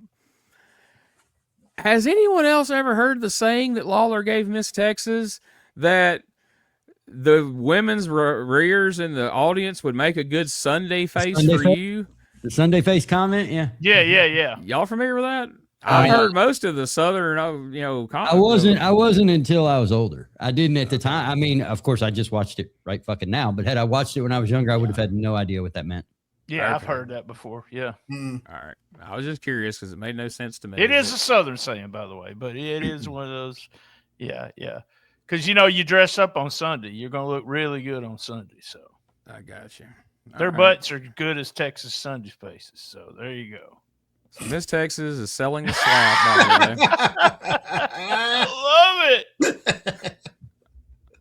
love it. That's great. If you're not watching, she went to a dentist. She just got back from the dentist. Exactly. If you're not watching the video of this, Miss Texas out here, and they've got her whole head wrapped from her chin up around her head. And what's sad is this thing wrapped around the top of her head and her chin looks more like a neck brace than what they would later use for neck braces on here when people. That's totally what that is. No, put that back up. That's a neck brace. Look at where the Velcro. Yeah. Apparently Miss Texas took it home and didn't bring it back. I didn't catch that shit on the show. Fuck it. Give me a neck brace. Hey, we need to. We'll make this work. We're going to. Because I'm sure that's what it was. Just like, she needs to sell this some kind of way. We need to. Y'all got any bandages or gauze? And they're like, we got a neck brace. Like, the Lawler's like, here we go. Let me see this. But Pritchard says Miss Texas is a superior, says Tony Anthony's a loser, and we love Texas, blah, blah, blah. Is there anything specific about this promo besides the headhunter and Miss Texas is, that's hard to say, Miss Texas is his bandaged up head here? I mean, Memphis is really good at this, like where you can have something as serious as that, those slaps, and come out looking as ridiculous, cartoonish as she did. But it's over with me because it made me belly laugh. And even as serious as it is, I don't give a shit. It doesn't take away from the seriousness of it for me. I just like that they shot it from this one angle of comedy, and Miss Texas was not such a like stuck up bitch and be like, you not see what happened? I'm not going out there making a joke of it. No, she did what was, was asked of her. She went and had a laugh about it. It was great. Good stuff.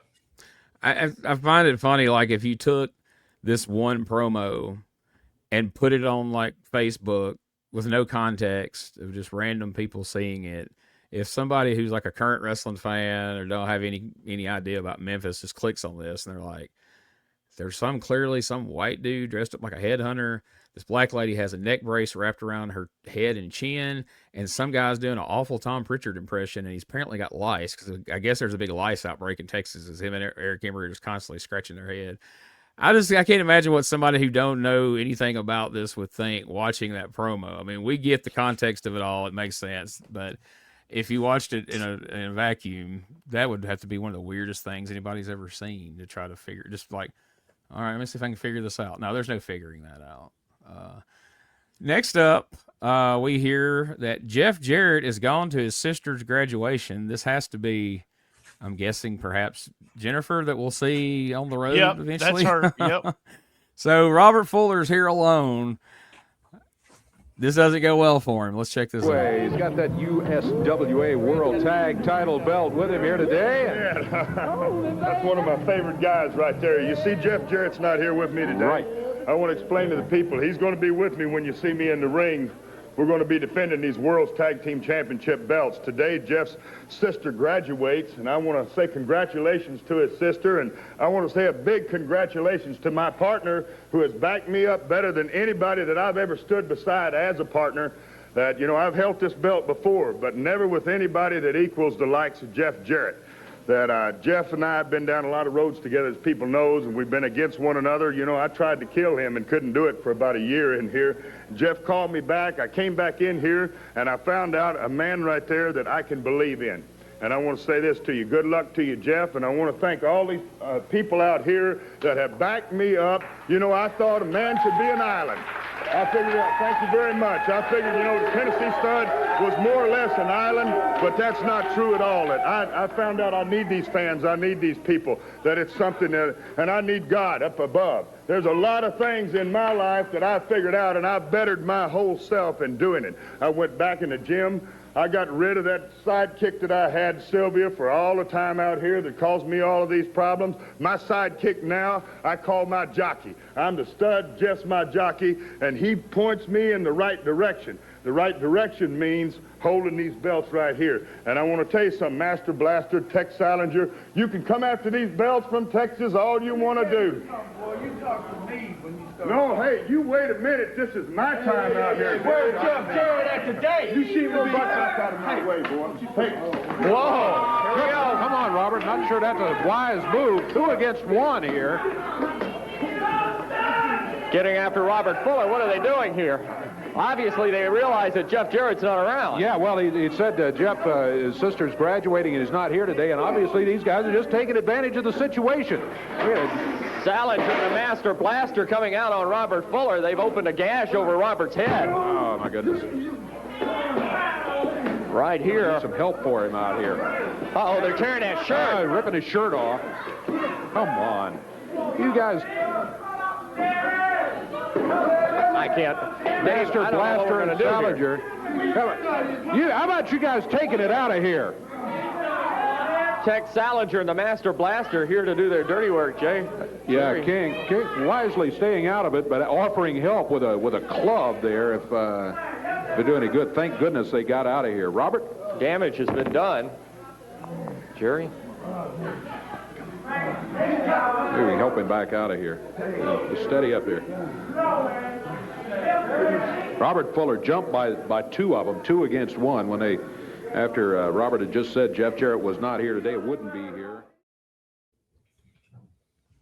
Well, Kenny Powers and the Zebra Kid come out here and do a number on Robert Fuller until Jerry Lawler, unassumingly off stage right, is just shaking a nightstick vaguely at them, and they finally leave. He doesn't do anything specifically to do anything. They just, I guess they get blown up and leave. I don't know. It's funny to me at the end that Robert still has one tiny piece of the sleeve of his shirt around his arm left. I was surprised they tore up his fancy Western shirt. That was disappointing. But it feels like Robert Fuller personally has an investment in getting these two guys over. He, like I told y'all last week or a week before, he really liked Jack. I have a Patreon story about Jack Diamond that might be the reason Robert likes him so much. Robert mentioning Sylvia always reminds me of Dutch talking how vulgar Dutch would talk about Sylvia and Fuller. By the way, Dutch loves Embry, so I thought that was funny too. Zebra Kid, I know you're making a joke, but that was the indie guy, the outlaw guy, that he got this stuff from. I would imagine. Yep, that was him, and I can't remember. He was Bull Payne had a partner, and I can't remember. Bubba Payne. Bubba Payne's brother was the Zebra Kid. I worked the show for J.D. McKay with the Zebra Kid and Bubba Payne. So, yeah, that was actually where he got that gear from. Nice. Better than that mask last week, by the way. And oh, my God. Those clips from the Pipkin building, God, Jack was so green. He was so green. Jeez. And Lawler said when they came back from that clip, he pretty much said the Master Blaster and Tex suck. Yeah. So I was like, well, you're really putting them over, aren't you? And again, if those had been guys he brought in, they would have been a little bit different. But go ahead, Rob. I've always been confused by Salinger and Slazenger, and that so when I went back, we were able to catch, like I said, we had syndication going on in Dallas, supposedly coming from Memphis on KXTX, but it was like 3 a.m. and then it'd be noon and whatever. And I remember I thought that was Corey Macklin not knowing how to pronounce his fucking name. Like I never knew there was a Tex Salinger and a Tex Slazenger until this show. Yeah, I want to say Tex Salinger is a real name from like an old Western movie or something. And WCW was worried when he goes to WCW, they were worried about a cease and desist, and they changed it to Slazenger. And then when he came back in 95 or 6, whenever it was, they called him Tex Slazenger that time around. But yeah, that does get confusing. This whole Salinger thing, can't get past him looking like freaking Kenny Powers whenever he comes out there. I want him to come out and go, "You're fucking out," whenever he took out Robert Fuller. But don't worry, he'll be putting a mask on that head before too much longer. But again, we won't spoil that. Any other thoughts on that segment?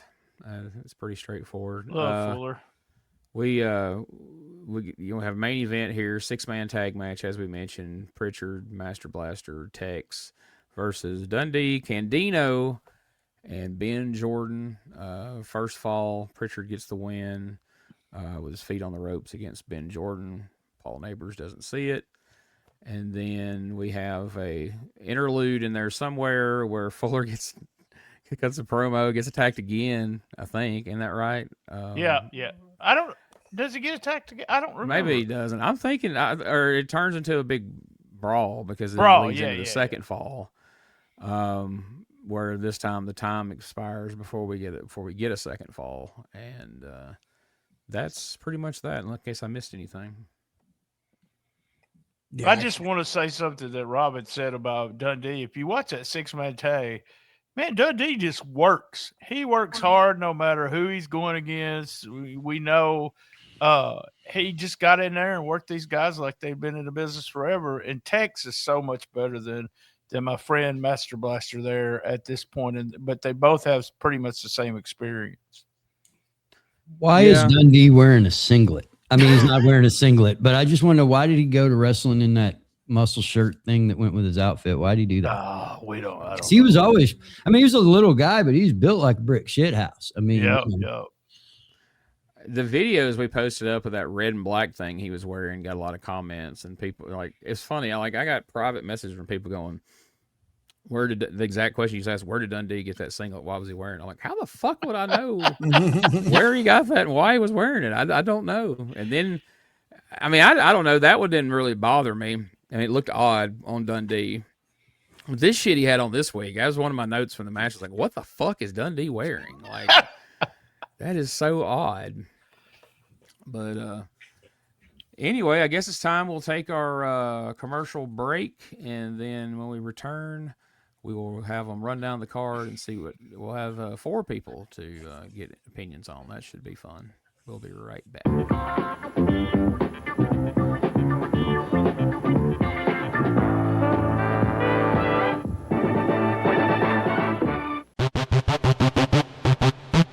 Ladies and gentlemen, welcome to Give Me Back My Pro Wrestling, the podcast that's based on the old school but can still help you find the good stuff from today. Jimmy Street and the Plastic Chic, Jared, are the undisputed tag team champions of the wrestling podcast world. From thought-provoking topics to superstar interviews to action figure expertise. This team does it all, and all they ask is, give me back my pro wrestling!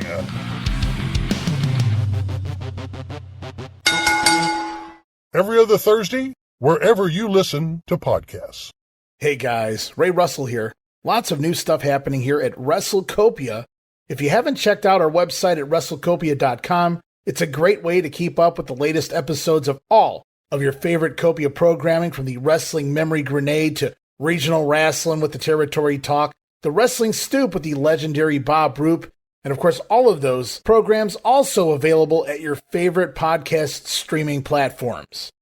And if you want to stay up to date with everything going on in the Copia world, all the latest news, random thoughts, fun videos, pictures, and more, make sure to join the more than 33,000 followers over at Facebook.com/Wrestling Grenade. Don't be left out.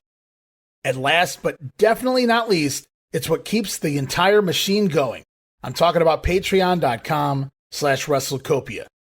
We appreciate your support in helping us pay the bills to keep the WrestleCopia Podcast Network running and enabling us to continue to bring you all the quality programming that we offer.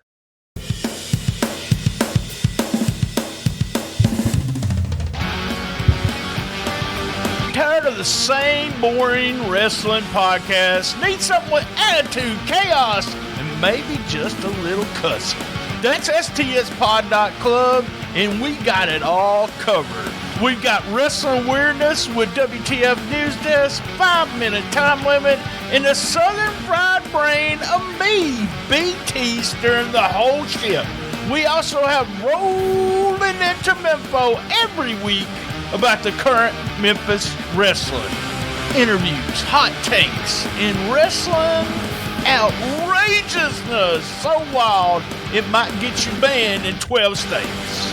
That's right, it's SDSpod.club, or search all podcast catchers for Shooting the Shiznit, where wrestling podcasts grow chest hair. Not sure what that meant.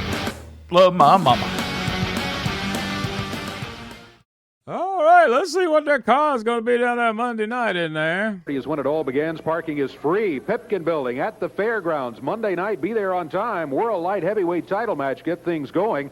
Chris Candino, you just seen him right here in this match today. He will be going against Nightmare Danny Davis. This should be a fine match. World Light Heavyweight title on the line. Texas Ranger, boy, we've seen him more than we want to, wearing that mask and also all that rawhide and the gloves and bringing the rope. He'll be going against Brian Christopher in a single match Monday night. Superstar Bill Dundee will be taking on the Headhunter. Then the Dirty White Boy, Tony Anthony, has already been looking for Dr. Tom Pritchard. And come Monday night, you'll find him at the Pipkin Building. They'll be facing each other in a match. Don't miss that one right there. Following that, a special 2 out of 3 fall match. Jeff Jarrett and Robert Fuller will be teamed together.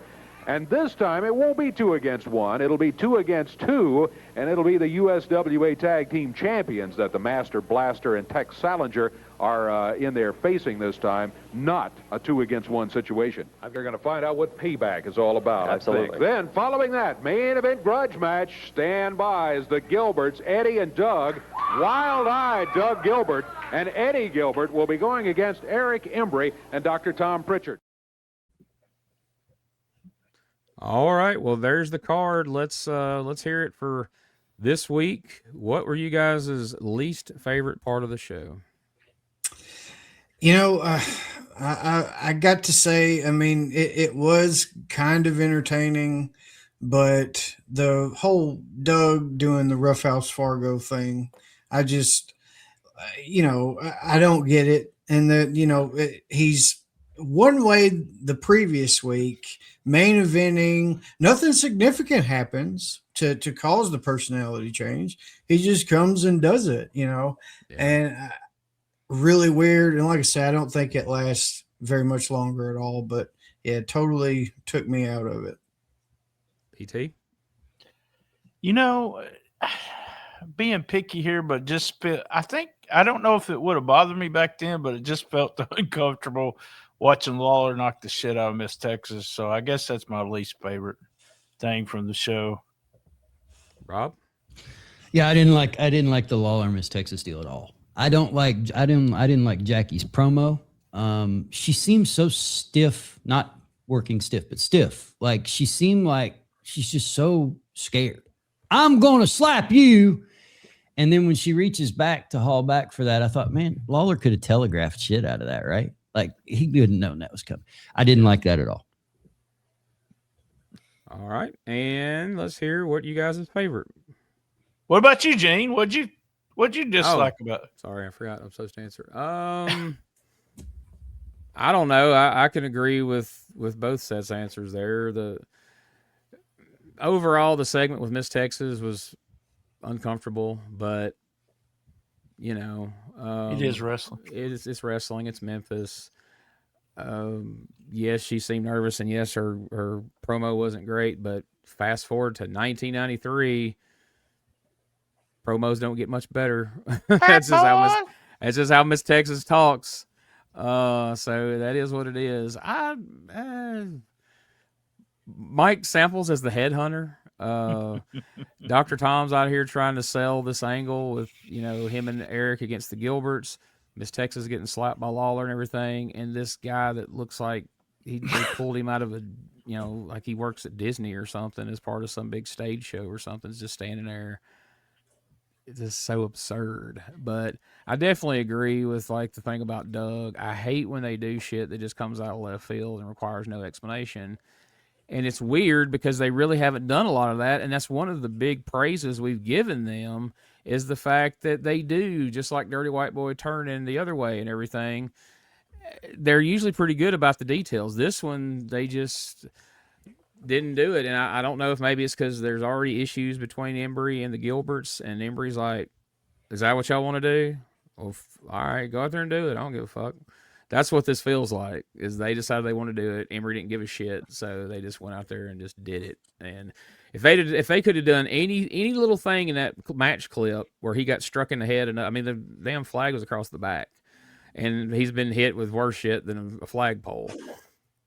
But there needed to be something that knocked a screw loose, where not like, oh, I've been keeping the secret, he's been crazy the whole time, but today he suddenly that off your meds thing would make more sense than just suddenly he's just goofy as a pet coon, as JR would say. But all right, what are you guys' most favorite part of this episode?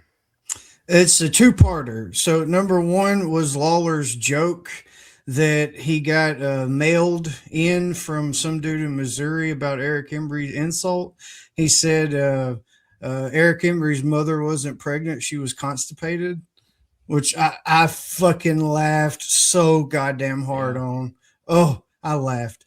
And, I'm not healing when I do this. The whole Lawler and Miss Texas confrontation, the slap, the reaction, the cartoonish rebuttal where she comes out cartoonishly bandaged and does another promo and stuff. I love it. You gotta it's one of those moments where they're taking Miss Texas and throwing her into the deep end. Sink or swim, darling. And in my estimation, she was fucking great. Yeah, she's just starting out with the promos and stuff, but as we'll see in the future, that's not ever going to be one of her strong suits. So she goes another direction. But I love me some Miss Texas. Thank you. Bad boy. What you got, BT? My favorite was Gilbert. I love Doug Gilbert as crazy Doug Gilbert. I like the promo. I like the reference to Rough House and Jackie. I just love what they did with it. Like I said, I believe Eddie probably got to the kayfabe sheets and told them that they was going to do the Rick Steiner gimmick. Ended up changing it. They changed it. Eric knew they had changed it to Rough House, or maybe Eric sent that promo in and said Rough House, and then everybody else went with it. But except for just that baby face, he just looks like a baby face, and also. He did a famous Gilbert. I met the devil and laughed in his face as the last line of his promo that really didn't belong with the rest of it. So, but I liked to mention that. I liked it. So, yeah, that was my favorite part. Rob? No Corey Macklin. Son of a bitch. You're lucky you don't drop off the screen right now. I almost said. I said this last week, but Gene, as soon as Corey showed up on his screen watching that show, he messaged me, "Corey's on the show." I was so excited, and I almost said my least favorite part of the show was Corey not being there. Now I wish I had. No, my favorite part was I really liked Eddie Gilbert's promo. I thought that Eddie showed there was a lot of UWF in there, right? There was a lot of UWF Eddie in that promo. And he had learned so much when he went over to Watts in 86, 87. And that promo was fabulous. If you want to teach how to do a promo, what Eddie did right there was great. And so that was probably my favorite part. That was pretty fired up. I believed it at 51 years old. I believed it. Yeah, I'll agree with that. Eddie Gilbert's on fire right now with these babyface promos. And at least Doug throwing in the out-of-place line at the end goes along with his gimmick. So you can kind of see that. The weeks that Eddie's have done it is like, and you were on a roll. And it's like everything ended flat. But this goes back to what you said earlier, too, about like when we were talking about Dirty White Boy and those guys. There's certain guys in this business that can be a babyface and they still heel. And that's just Doug is one of them. Eddie's one of them. Tony Anthony's one of them. They get away with it. They can still just heel and people love them. And that's the way I think Eddie is right here. He's still cutting a fucking heel promo, but he's babyface. And that's the thing you had to love about Eddie.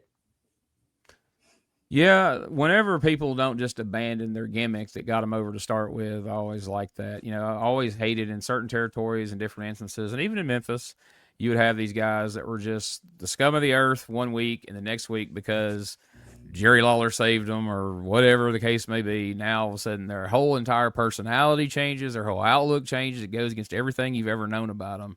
So when these guys, was like, all right, well, I'm an asshole and I do this and I do that, but now we're on the same side of the fence because circumstances brought us here. I always think that's the better way to do it. Having heard the card and saw this show, would you guys buy a ticket to go to the Pipskins building this week? I think so. Like, I'm still invested in the whole thing, and I'm excited to see where it goes. Hell, Lawler might even be back. And as a kid, that was, number one. So, and he's hinting that he's going to be back, and he wasn't supposed to get involved this week, but he kind of half-assed did. So I would go just on that notion alone. ET? I'm staying home this week. Nothing really much. I mean, maybe go see Jack, but other than that, it was 5 matches too, I think it was. So yeah, it doesn't make me want to go to the show. Rob? I would have went, absolutely. Hell, I was trying to go, but they fucking took our shows away. Yeah, I would have went, dude. I didn't give a shit. I loved everything. when you're 15, 16 years old, man, and at that time of the way it was in society, man, that was my shit. I would have went. When I was a kid, 91, I would have probably went because I'm going to any bit of wrestling I can go to. But like as I sit here now, I'd be like, the main event's really the only match I'd want to see. I don't give a fuck about Master Blaster and Tex Salinger, any of that. I've seen Tom Pritchard wrestle Tony Anthony 1,000 times. So I'm with BT. I'll probably sit this one out. So now that we know all that, BT, what happened? Well, we went to May. I have results for May 31st. Me and Rob's been talking about this in the private chat, but they said there was 451 people at the Sportatorium and the guys that were there was Dundee, Jarrett, Fuller, that were on TV. Jarrett wasn't there, but for TV, but Fuller and Jarrett were there. Master Blaster, Tex Salinger, Pritchard, Dundee, all those guys worked Friday night and got on the bus and came to Memphis.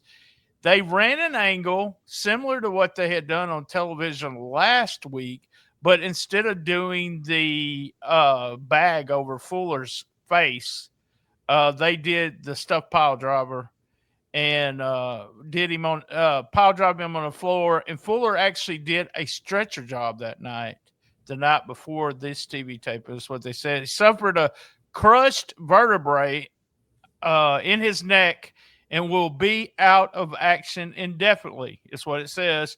Although the injury only applies to Texas, at least for now, and Dave wrote, must be something about the humidity. So, so he did that angle, got stretched out, and then came to TV the next day. And then we have the big show here in the Pipkin building on 6/3. God, the house was 340 fans.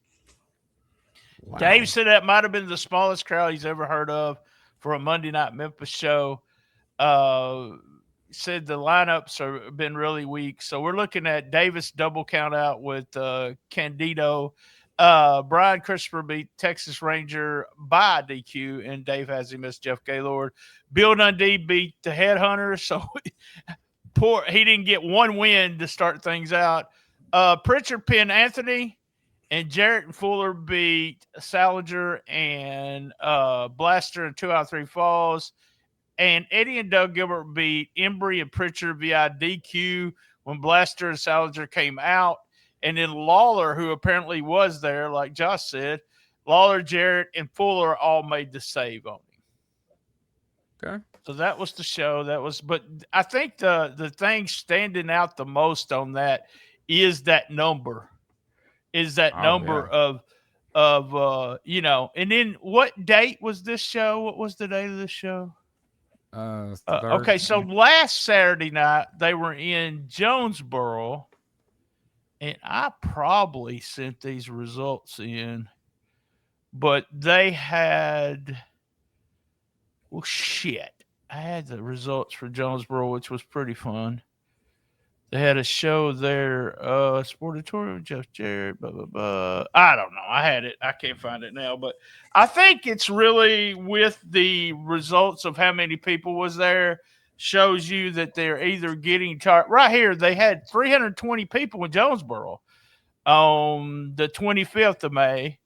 Hurricane Walker worked against Master Blaster. Miss Texas beat Uptown Bruno. We had Eddie against Pritchard, and Fuller and Jarrett beat the Texas Outlaws, and Embry beat Dundee in a Texas death, which lasted only 7 minutes and 32 seconds.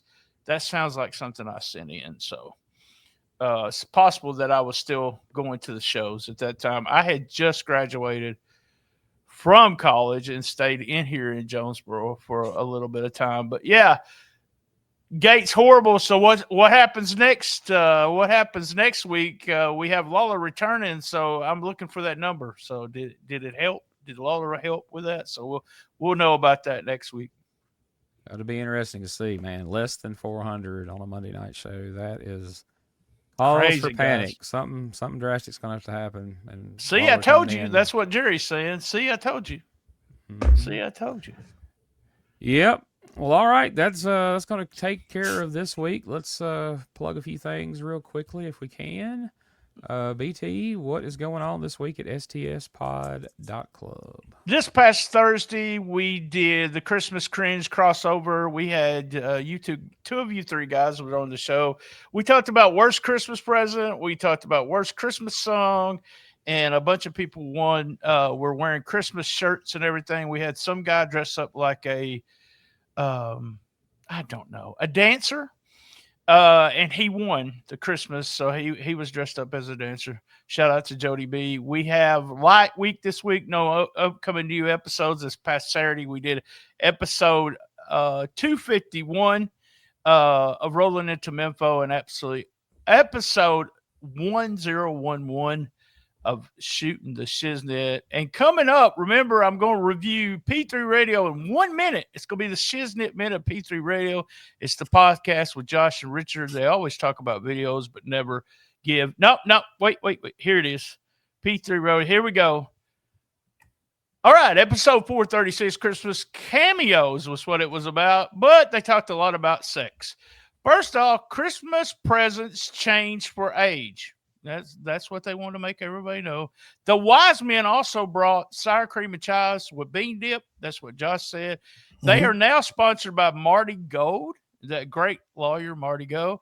Richard is honest with us at all times. Richard said that his action figures smelled like cooch when he was a kid. He said it. I did. Possibly. Josh played with action figures after banging a chick in the living room. Within 30 minutes, yes. Come on. Sexual positions that Richard does not have a dick for certain sexual positions. He admitted that don't want anyone to see his asshole during sex. That's correct. Josh gets a call about a loan from the cartel. Awesome. Live on air. And they both jacked off to their rear books. If you're not watching this on the video feed, you need to go to YouTube and watch this. If you're just listening to this podcast, if you want to go watch this shit, you got to watch Gene playing the straight guy while these two are going through this shit. Gene's just covering his face up like, oh my God, what are we hearing right now? You fucking look like fucking Dave Brown when some of that shit got said. You're kind of, oh fuck, what are we doing here? Shit. What is BT saying? God damn. This is ridiculous. What BT? What are you talking about over there? Yeah, it's going to get to the point where we have to save the P3 Radio plugs until Patreon because we just can't say some of this stuff. I am so honored by that comment. 10:30 in the morning on a Sunday. All right, there you go. Check it out for yourself. BT gives you a nice little teaser without telling you everything that goes on. So if that's the stuff that he chose to talk about, just imagine what other things were said that he didn't get a chance to bring up. For all things related to this podcast, all the different links, you can go to USWApodcast.com for all the past episodes and future episodes of Dangerous Conversations with Doug Gilbert and Tommy Rich. I talked to Doug yesterday, and Tommy is just chomping at the bit to get back on the podcast. So we're trying to figure out. Season 3 will probably kick off after the first of the year. So be on the watch for that. But you can go to DougGilbertPodcast.com and listen to the first 52 episodes while we get ready to start the next season. Also, check out youtube.com/@Retro Wrestling Archive. Just a stupid amount of wrestling content over there. Matches, full shows, podcasts, old episodes of STS Pod. Was it really that good? All that good stuff is over there. Check it out. There's literally something for... If you're an old school wrestling fan and you can't find something to watch on that channel, I don't know what to tell you, man. Next up, you can join our Patreon at patreon.com/Retro Wrestling Archive. You also can join BT's Patreon at patreon.com/Shooting the Shiznit. Rob, do you have anything that you want to plug? No, I'm pretty good. I don't have anything I want to plug, but I do want to say, if you join that Patreon and you get that access to that little Google link that you've got, that Google Drive, there is some stuff in there that's fabulous. There's some stuff in there that a lot, even if you've seen a lot of Memphis wrestling shit and you know a lot of shit, there's some stuff in there that you're going to learn. Wait a minute. I don't remember ever seeing that. I didn't know that happened. And it is really, really well put together and really good. And to join Patreon, I mean, come on. you spend that on a cup of coffee. So it's not a big deal. And I think it's a great thing. And I think what you've curated there is wonderful. And I will say that thank you very much for letting me be on the show today. I've been a fan for a long time. I think some of the things you guys have done is absolutely wonderful, and it keeps getting better. And so, anybody that I figured the show would be much bigger than what it is, because, you've got all the big shows out there, but then this show here is more informative, and anybody that was in that time frame can go back, and there's just a lot of good memories. And you guys give a lot of inside baseball that somebody like me, I was never looking to be anything other than a mark. I didn't even know what a mark was. Right. And I didn't even know what that was. And that's still what I am. And getting to hear this show, oh, no shit, I didn't know that was so-and-so, or I didn't know. And all three of you have worked in the business, which you kind of know the inside. And that's what makes this podcast so good. So thank you very much for having me on and letting me come on. It's been a pleasure. Yeah, Thanks, man. Thanks for That coming was on, awesome, man. dude. That's, Thank you. Much appreciated. You did a great job, and it was fun getting to hear some insight from the Dallas end of things. And it's just so crazy how that all ended. Now I don't even know what's going on with Dallas. I guess you guys do that hot mic afterwards, and I'm about to show BT a picture that I took. I sent it to you, actually, Gene. There's a picture from the Sportatorium that I'm sitting in the very right bottom corner there in that picture that's in your messenger.